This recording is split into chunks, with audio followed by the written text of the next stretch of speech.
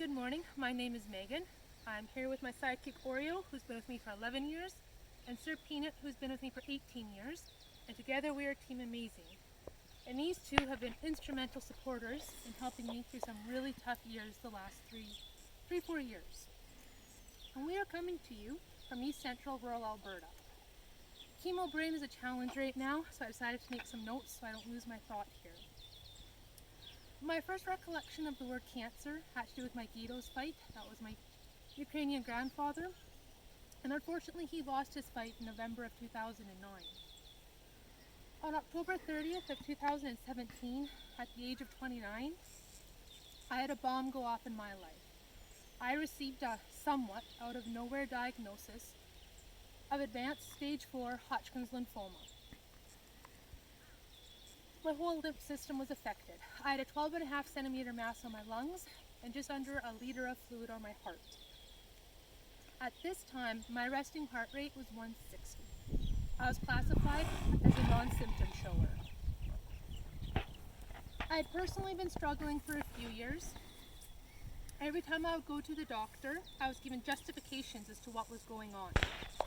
It was all seemingly random symptoms until I was finally given the approval to go for a CT scan, where I quote, "My scan lit up like a Christmas tree."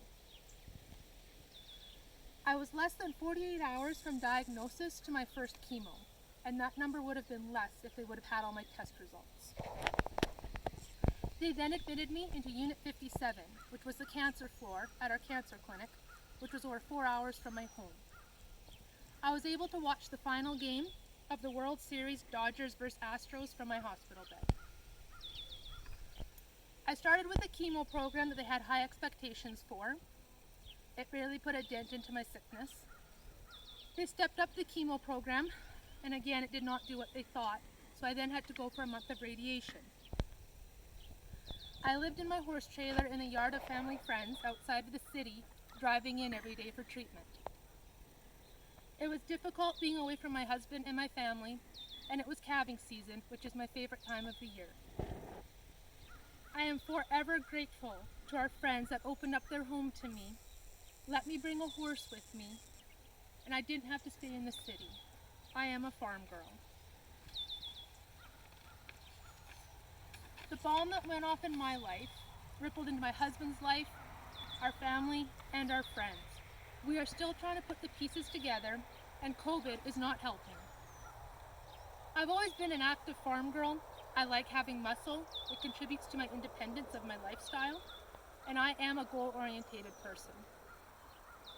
Unfortunately, with how sick I was unable to utilize a lot of resources that were available until after most of my treatments. I became aware of the TNT Vegas night run. This run was going to be 1 year after my diagnosis and 9 years after my Guido's passing. I was not going to Vegas to walk. I was going to Vegas to run. I started fundraising and was overwhelmed with the support I received. With each donation, it was needed encouragement and motivation. If everyone believed in me, then I was going to do it. I went to Vegas and ran 5 kilometers in 32 minutes.